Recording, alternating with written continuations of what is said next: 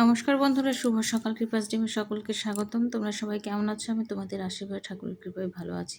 তো চলে আসলাম আবার একটি ভিডিও নিয়ে। এটা ছিল তো কালের ভিডিও, বৃহস্পতিবারের ভিডিও। তো যাই হোক, সকালবেলা ঘুম থেকে উঠে সকলের কাজ টাজ কমপ্লিট করে চলে আসলাম ঠাকুর পুজো দেওয়ার জন্য। আর এদিকে দেখো প্রচণ্ড গরমও পড়েছে, এত গরম সকাল থেকে, এত গরম, মানে রাত থেকেই গরম ছিল। গপুকে সুন্দর করে স্নান করে নিয়েছি, বাটিতে একটু চুপে বসিয়ে রেখেছিলাম, এত গরম লাগতেছিল। যাই হোক, পূজা টুজা কমপ্লিট করে নিয়ে একটু হালকা পাতলা কিছু খেয়ে চলে আসলাম রান্না করার জন্য। আর তোমাদের দাদা একটু সবজি টবজিও কেটে দিয়েছে।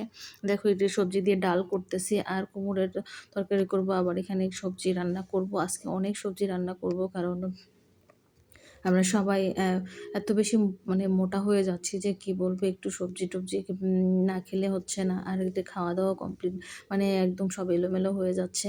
আর সে কারণে ডাক্তার বলছে একটু সবজি বেশি খাওয়ার জন্য, ভাত একেবারে কম খাওয়ার জন্য। তো যাই হোক, আমরা ভাত কমই খাই, কিন্তু আরও কম খেতে হবে।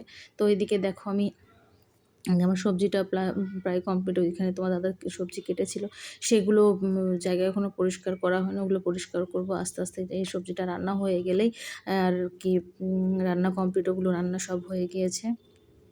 তো তারপরে অবশ্য ট্যাংরা মাছ, মানে মাছ নিয়ে এসেছিলো, সেই মাছগুলোও কাটতে হবে, কাটা হয় নাই।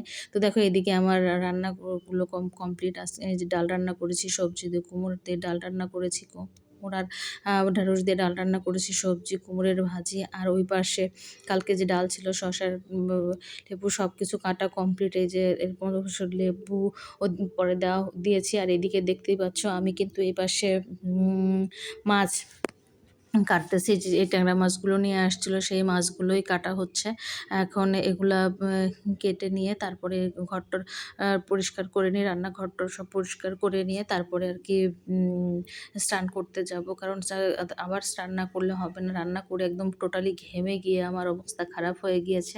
তো সেই কারণে আগে ওগুলো সব কাজ শেষ করে নিয়ে তারপরে আসবো। তো রান্নাঘর দেখো সম্পূর্ণ পরিষ্কার পরিচ্ছন্ন করে নিলাম। আর কিছুক্ষণ পরে কিন্তু আবার এই যে দেখো, একটু রেস্ট নিয়েছিলাম বসে বসে, মানে প্রচণ্ড ঘেমে গিয়েছি, ভাবতেছিলাম একটু পরে স্নান করি। এরই মাঝে দেখো এবার জলও চলে আসলো।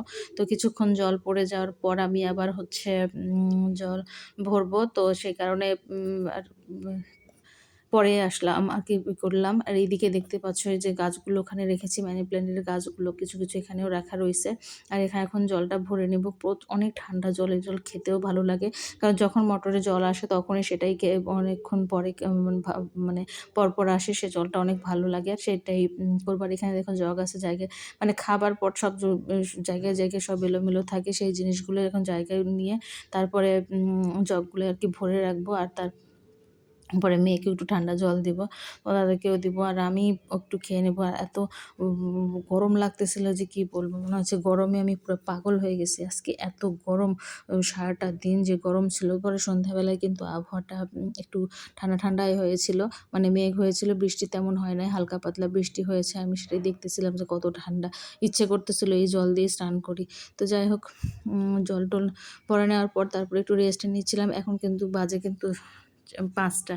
তো দেখে মনে হচ্ছে না পুরো সন্ধ্যা লেগে গিয়েছে। এত মেঘলা আকাশ যে কি বলবো। আর মনে হয় এই মেঘলা হওয়ার পর গায়ে একটু ঠান্ডা হয়েছে শরীর, মানে পুরা পৃথিবী মনে হয় ঠান্ডা হচ্ছে, এমন একটা পরিস্থিতি। এত গরম লাগতেছিল। আর এর মাঝে কারেন্ট চলে গেছে, মেঘ ডাকতেছে। অবশ্যই কারেন্ট থাকবে না, এটা জানা কথা। তো সেই কারণে আরও বেশি অস্থির লাগতেছিল। দেখো, এখন কিন্তু পুরোটা দম ধরে রয়েছে, মনে হচ্ছে একটু গাছের পাতা নড়তেছে না। অবশ্য কিছুক্ষণ পরে অবশ্য একটু হালকা ঝড় বৃষ্টি শুরু হয়, কিন্তু বৃষ্টিটা খুব বেশি হয় না। তারপরেও পরিবেশটা তো একটু ঠান্ডা হয়েছে, যদিও কারেন্ট নাই এখানে। আমি পুরো ব্যালকনির পাশে যে এইখানটায় একদম ব্যালকনি দরজা খুলে দিয়ে অনেকটা সময় বসেছিলাম, 2-3 ঘন্টা বসেছিলাম। এত গরম লাগতেছিল যে পুরো পাগল হয়ে যাবো, আমার মনে হচ্ছে দম বের হয়ে যাবে। আর এইদিকে মাছ কাটতে গিয়ে আমার হাতের অবস্থাও খারাপ হয়ে গিয়েছে। তারপরে মানে ভিতরে কাঁটা ফুটছে, আর নখের ভিতরে কাঁটা ফুটছে।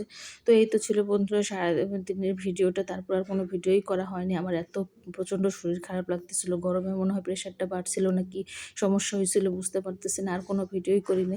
তো যাই হোক বন্ধুরা, ভিডিওটা ভালো লাগলে অবশ্যই একটা লাইক কমেন্ট করে দিও। আর পরবর্তী ভিডিও দেখার আমন্ত্রণ জানিয়ে ভিডিওটা এখানেই শেষ করছি। তো নতুন বন্ধুরা অবশ্যই আমার ভিডিওটা একটু সাবস্ক্রাইব করে দিও। আর যদি কোনো ভুলভ্রান্তি হয়ে থাকে অবশ্যই ক্ষমা সুন্দর দৃষ্টিতে দেখো।